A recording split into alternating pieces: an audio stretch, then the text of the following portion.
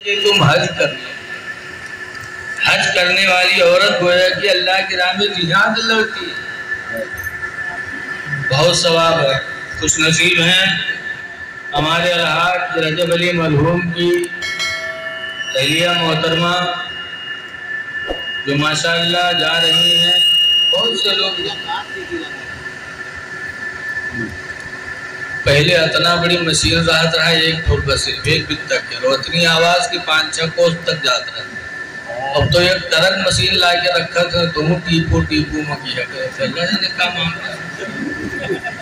پہلے اتنی بڑی مشین رہت رہا ہے، 6 کوس تک آواز جاتا رہا ہے۔ دیکھیے اللہ کے رسول صلی اللہ علیہ وسلم نے بھی حج کیا ہے۔ سنہ 10 ہجری میں یہی مہینہ ذی قعدہ تھا تو اللہ کے رسول مدینہ منورہ سے نکلے تھے حج کرنے کے لیے۔ حضور کی بیویاں بھی ساتھ میں تھیں اور حضور کے صحابہ تقریباً 1,24,000 صحابہ ساتھ میں تھے۔ حضور نکلے تھے۔ تفصیل بڑی لمبی ہے۔ جب مکہ المکرمہ پہنچے اور خانہ کعبہ پر میرے پیغمبر کی نگاہ پڑی تو میرے نبی نے دعا کیا مانگی؟ اللہم انت السلام، اے اللہ تو ہی سلامتی والا ہے،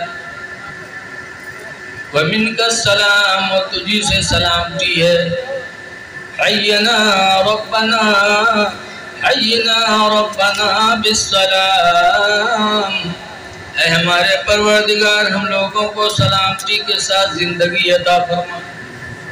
اس کے بعد دعا کیا مانگتے ہیں؟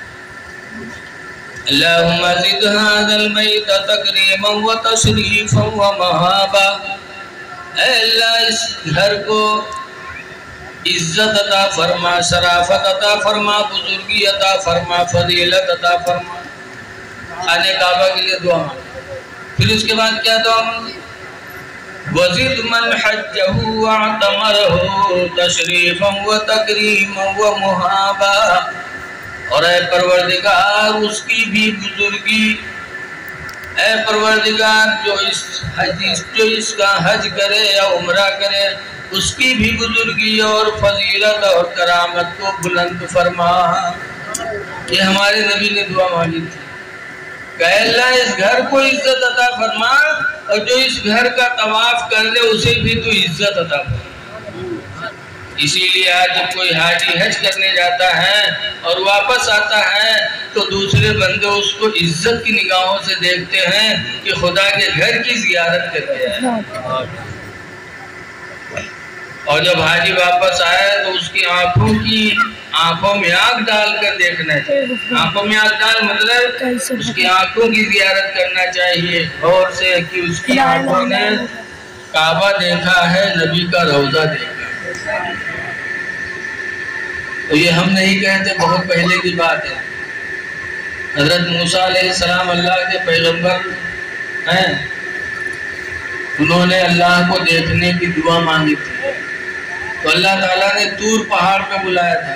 طور پہاڑ پہ گئے تو اللہ تعالیٰ نے اپنے کو دکھایا نہیں بلکہ اپنی صفتوں میں سے، اللہ کی صفتیں بہت ہیں، اللہ کی ایک تو ذات ہے، جیسے رجب علی حاجی صاحب تو رجب علی ان کی ذات کا نام ہے، حاجی ہونا یہ ان کی صفت ہے، ٹھیکیدار ہونا صفت ہے، بھٹا والا ہونا یہ صفت ہے، یہ سب ہوتے کہ نہیں ہوتے؟ ایسے اللہ تعالیٰ کی ذات ایک ہے اور اس کی صفتیں بہت ہیں، تو ان صفتوں میں سے ایک صفت کی تھوڑی سی جھلک، کتنی جھلک؟ سوئی کی نوک کے برابر اللہ نے موسیٰ علیہ السلام کو طور پہاڑ پہ دکھائی، تھوڑی سی جھلک دکھائی۔ تو قرآن کریم میں فَخَرَّ مُوسَىٰ صَعِقًا، تو موسیٰ چت ہو کر کے گر گئے، برداشت نہیں کر پائے تھے۔ لیکن جب وہاں سے اٹھ کے چلے تو ان کی آنکھوں میں اتنا جلال آ گیا تھا کہ جو موسیٰ علیہ السلام کی طرف نگاہ اٹھاتا تو اس کی آنکھیں بہہ جاتی۔ موسیٰ علیہ السلام کی آنکھ میں اللہ نے اتنا جلال دے دیا کہ جو ان کی آنکھ کو دیکھ لیتا فوراً اس کی آنکھ بہ جاتی۔ موسیٰ علیہ السلام نے دیکھا کہ میری وجہ سے لوگوں کی آنکھیں جا رہی ہیں، تو موسیٰ علیہ السلام نے اپنی آنکھوں پہ پردہ ڈالے رہتے تھے اپنی آنکھوں پہ کہ میری آنکھ کو جو دیکھے گا آنکھ بہ جائے گی، فائدہ کیا ہے؟ تو کسی کو کوئی فکر نہیں، لیکن موسیٰ علیہ السلام کی بیوی صفورہ کو بڑی فکر ہوئی۔ کیوں نہیں ہوگی؟ شوہر بیوی سے منہ چھپا لے یا بیوی شوہر سے منہ چھپا لے تو کیا دونوں میں سے کسی ایک کو برداشت ہوگا؟ بولو بھائی، بول رہا تھا سب لوگ کمارے میں بیٹھے ہو یار۔ یہ انسانی فطرت ہے۔ بیوی چاہتی کہ شوہر کا چہرہ کھلا رہے ہمارے سامنے، شوہر چاہتا ہے کہ بیوی کا چہرہ ہمارے سامنے کھلا رہے۔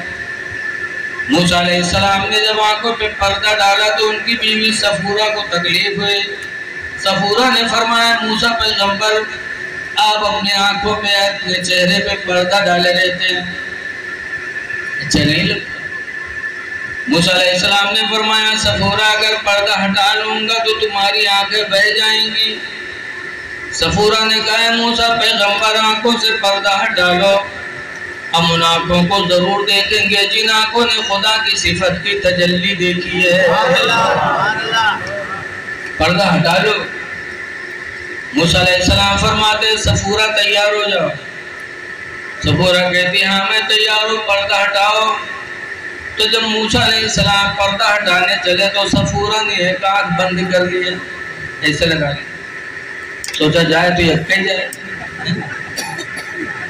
ایک آنکھ بند کر لیا۔ جب موسیٰ علیہ السلام نے چہرے سے پردہ ہٹایا اور صفورہ نے جو دیکھا تو ان کی آنکھ بہ گئی۔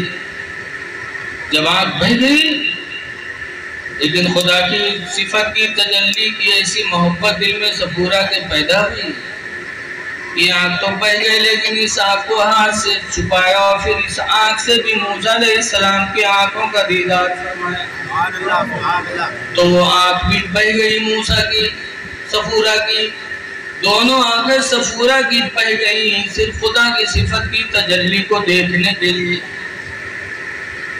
یہ ہوتا ہے محبت والوں۔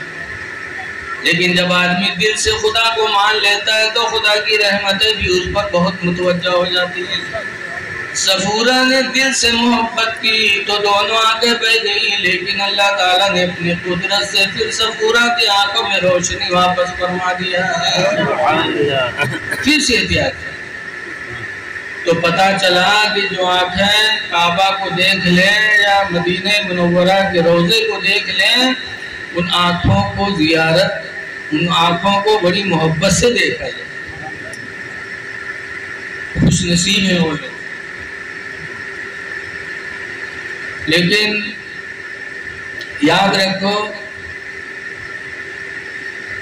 مدینہ منورہ میں جا کر کے، حضور کے روضے پہ جا کر کے کبھی یہ نیت نہ ہو جائے کہ ان سے کچھ کہنا بیکار ہے، ہمارا کچھ نہیں بنا بگاڑ سکتا۔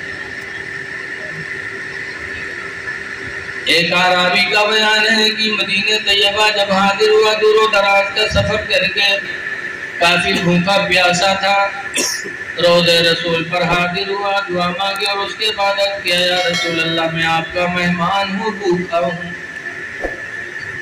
یہ کہا اور آنکھ لگ گئی۔ آنکھ لگ گئی، جب آنکھ لگی تو اسے ایک روٹی میسر ہوئی، آدھی روٹی کھایا کہ آنکھ کھل گئی تو آدھی روٹی ہاتھ میں موجود تھی۔ پتہ چلا اللہ کے رسول صلی اللہ علیہ وسلم اپنے مہمانوں کی ضیافت بھی فرماتے، اس لیے وہاں پہنچ کر کبھی یہ نہ سوچنا چاہیے کہ ہم کو کچھ نہیں دے نہیں سکتے، جیسے وادی میں کہا۔ بغداد کے بادشاہ حضرت ہارون رشید علیہ السلام بادشاہ تھے، عالم بھی تھے، حافظ بھی تھے اور بادشاہ بھی تھے۔ آج کل اگر کوئی مولوی مولانا اتنی پردھانی لگ بڑھ جاتا تو ان کا اتنا تانا دیتے کہ تم تو حافظ جو تم کا اس سب سے کام مطلب۔ معلوم ہوتا ہے یہ لوگ بلند کرتا